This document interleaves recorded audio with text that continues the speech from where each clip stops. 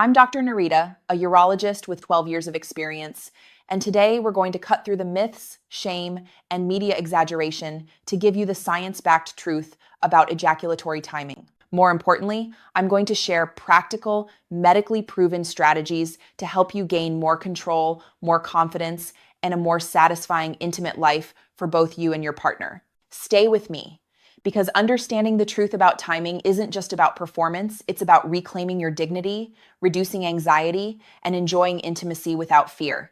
The biggest myth we need to destroy immediately is that real men last for hours. This idea, perpetuated by adult films, locker room bragging, and media portrayals, is completely disconnected from biological reality. The truth: most men do not last anywhere near as long as popular culture suggests. In fact, scientific research involving nearly 500 heterosexual couples from around the world found that the average time for penetrative intercourse from penetration to ejaculation is between 5 and 6 minutes. Let me repeat that. 5 to 6 minutes is average, not 30 minutes, not an hour. 5 to 6 minutes. The emotional reality: when men believe they should last much longer, they develop performance anxiety, which ironically makes the issue worse. They start avoiding intimacy, feeling inadequate, and their self-esteem plummets. Before we dive deeper, if you're finding this information valuable, please hit that like button and subscribe to the channel. Drop a comment below. Where are you watching from? I love connecting with men worldwide who are committed to improving their health and confidence. To understand timing, let's briefly review the biology. Ejaculation is a two-phase reflex, meaning once it starts, you can't voluntarily stop it mid-process. Phase 1. Emission. During sexual stimulation, nerve signals travel from the penis, particularly through something called the dorsal nerve, to an area in your spinal cord known as the spinal ejaculatory center. When stimulation reaches a certain threshold, this center triggers a reflex. Your body signals the seminal vesicles, prostate, and other structures to contract, forcing semen into the urethra. Phase 2. Expulsion. The pelvic floor muscles and muscles around the urethra contract rhythmically, ejecting the semen out of the body. The typical volume is about 1.5 to 5 milliliters, roughly a teaspoon. This is a reflex.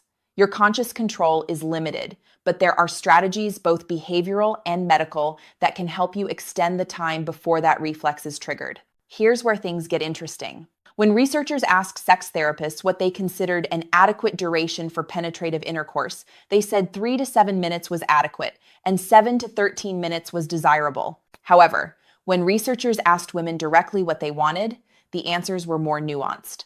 Most women said they wanted the entire sexual experience, including foreplay, connection, and intimacy, to last 30 to 40 minutes. But the penetrative portion specifically, about 14 to 18 minutes. The discrepancy: there's a gap between what naturally happens biologically and what partners ideally want. This gap creates enormous pressure for men and can lead to feelings of inadequacy, embarrassment, and even avoidance of intimacy. Research shows that between 20 and 40% of men struggle with feeling like they ejaculate too quickly or lack sufficient control. This isn't just a performance issue, it has profound effects on mental health and relationships. The psychological impact: men dealing with concerns about timing report significantly reduced self-confidence, less satisfaction with sex, relationship difficulties, feelings of embarrassment, guilt, worry, and tension, fear of failure or rejection. The partner impact: this doesn't just affect the man, it affects the partner too. Partners may feel frustrated, confused, or even question whether they're attractive or desirable enough. The silence problem: the worst part? Most men never talk to their doctor about this. They're too embarrassed, don't know treatment options exist, or assume it's just how they are. That silence perpetuates suffering. Let's break down the 3 most common factors that influence ejaculatory timing. Factor number 1: psychological state and anxiety. The biology: anxiety and stress activate your sympathetic nervous system, the fight or flight response. This system also controls ejaculation. When you're anxious about performance, your body is already primed to trigger the ejaculatory reflex more quickly. The emotional reality: if you're worried about finishing too fast, that worry itself creates a self-fulfilling prophecy. You're so focused on the fear that you can't relax into the experience. The practical effect: performance anxiety becomes a vicious cycle. Worry leads to quick ejaculation, which leads to more worry, which leads to quicker ejaculation next time. Factor number 2: Frequency of sexual activity. The biology. Men who have sex or masturbate infrequently often experience quicker ejaculation because the body has built up sexual tension. More frequent release can help moderate the intensity of the response. The practical reality. If you're going weeks or months between intimate encounters, your body is more likely to respond quickly when stimulation finally occurs. The emotional context. This can create a catch-22. If you're avoiding intimacy because you're worried about timing, the infrequency itself makes the problem worse. Factor number 3, physical sensitivity and nerve response. The biology. Some men simply have more sensitive nerve pathways in the penis or a lower threshold for triggering the ejaculatory reflex. This can be biological variation, or it can be influenced by medical conditions like prostatitis or hormonal imbalances. The practical reality. If you've always experienced quicker timing throughout your life, this may be related to your individual physiology rather than a psychological issue. The good news. Even biological sensitivity can be managed with the right strategies. Now, let's talk solutions. Here are 3 proven strategies to help you extend your timing and improve your confidence. Strategy number 1. Behavioral techniques. The start-stop method. During intimacy, when you feel yourself approaching the point of no return, stop all stimulation completely. Wait 30 to 60 seconds until the sensation subsides, then resume. This trains your body to recognize and tolerate higher levels of arousal without immediately triggering ejaculation. The squeeze technique.